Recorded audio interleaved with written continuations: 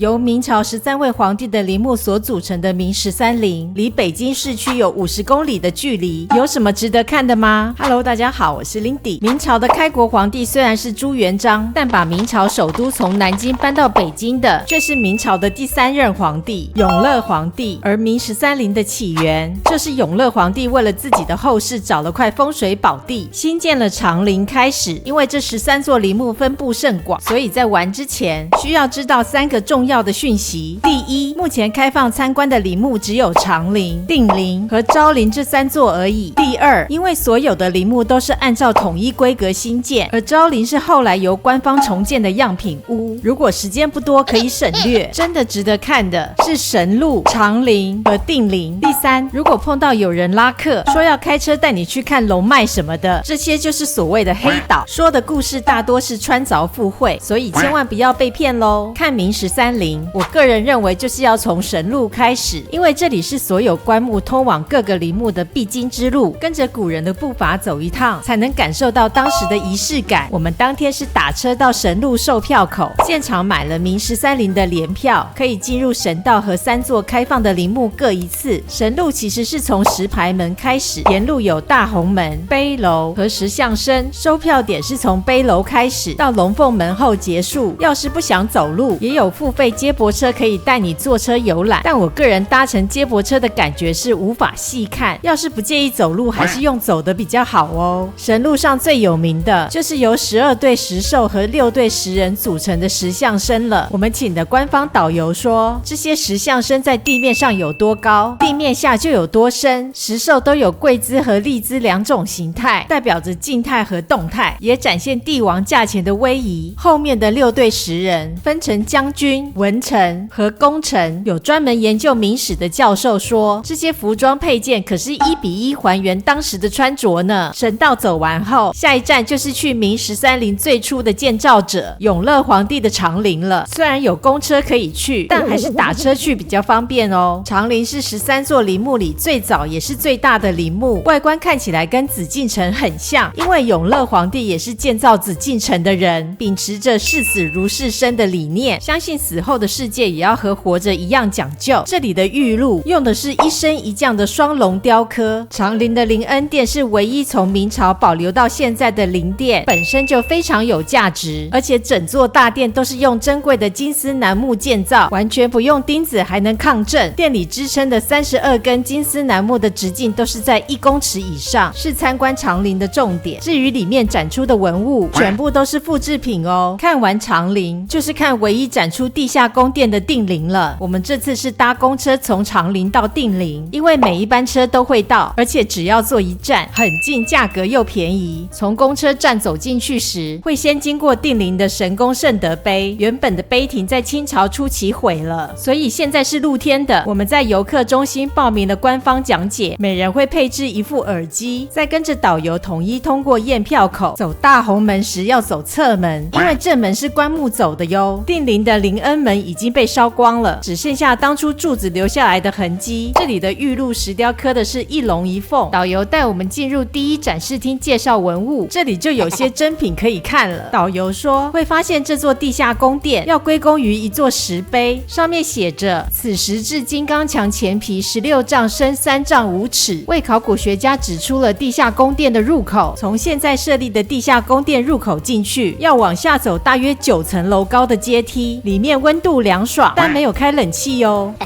一進到地下宮殿見到的棺床是陪葬的人躺的地方，還好這個習俗在明英宗死前廢了，改用小人偶代替。裡面有定陵葬的萬曆皇帝的神座，也有他的2位皇後的神座。展出的棺木是複製品，原件已經腐化了，也沒有遺體哦。從這裡出土的後冠，一件在北京的中國國家博物館，另一件在故宮博物院。地下宮殿的出口其實是挖掘時的入口，之前指路時的位置，現在用一塊地磚標示。這裡的磚都會刻上制造的時間和制造人，出了事制造人是要負責的。到了第2展示廳裡，可以看到當時挖掘的影片。我們的導覽到這裡就算結束嘍，我們下一站見，拜拜。